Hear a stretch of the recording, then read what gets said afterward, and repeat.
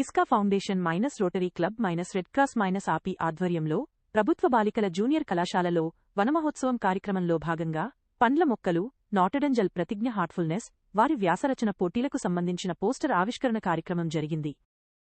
ఈ కార్యక్రమంలో ఎమ్మెల్యే డా సంజయ్ కుమార్ పాల్గొన్నారు. మాట్లాడుతూ విద్యార్థులు విద్యతో పాటుగా సామాజిక కార్యక్రమాలై అవగాహన పెంచుకోవాలని అన్నారు.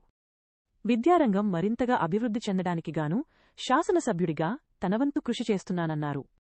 బాలికల బాలుర జూనియర్ కళాశాలల అభివృద్ధికి సుమారుగా 2,16,00,000 వ్యయంతో ప్రతిపాదనలు పంపడం జరిగిందని వివరించారు. అనంతరం జల సంరక్షణపై ప్రతిజ్ఞ చేయించి హార్ట్ఫుల్నెస్ వారి వ్యాసరచన పోటీలలో ప్రతి విద్యార్థి పాల్గొనాలని పిలుపునిచ్చారు.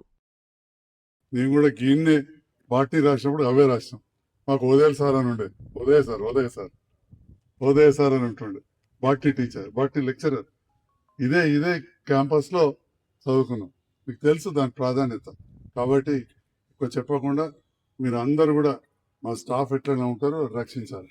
ఇక అసలు విషయానికి వస్తే ఇవన్నీ చెప్తున్నావు కానీ నువ్వు ఎమ్మెల్యే గెలిచినావు, ముఖ్యమంత్రి గారి దగ్గర పోగలుగుతావు. అసలు మా కొత్త బిల్డింగ్ సంగతి ఏంటంటే డెఫినెట్గా మీరు అడుగుతారు. నేను దానికి జవాబు చెప్పకపోతే మీరు అనకుండా మీ తిరుపతి సారు తప్పకుండా లోపల అనుకుంటాడు, లేదా ఇంకా స్టాఫ్ అనుకుంటారు. నేను ఏదైతే బాయ్స్ జూనియర్ కళాశాలకు గర్ల్స్ జూనియర్ కళాశాల 1,60,00,000 1,60,00,000 ఎస్టిమేట్ చేయించుకొచ్చి ఇచ్చిండ్రు. అవన్నీ కూడా నేను ముఖ్యమంత్రి గారు దృష్టి పెడితే అదే టైంలో యోగితా రాణా గారు principal secretary, she was present. అదే టైంలో నికోలస్ గారు కూడా ఉండ్రి, ఆయన school education director of course. కానీ వాళ్ళిద్దరు ఉండ్రి. ఇద్దరు సమక్షంలో ముఖ్యమంత్రి గారు వేమనరేందర్ రెడ్డి గారి ద్వారా వాళ్ళకి అందించారు. నేను ఫాలో అప్ చేస్తున్నా. నా మీద నమ్మకం ఉంచాడు.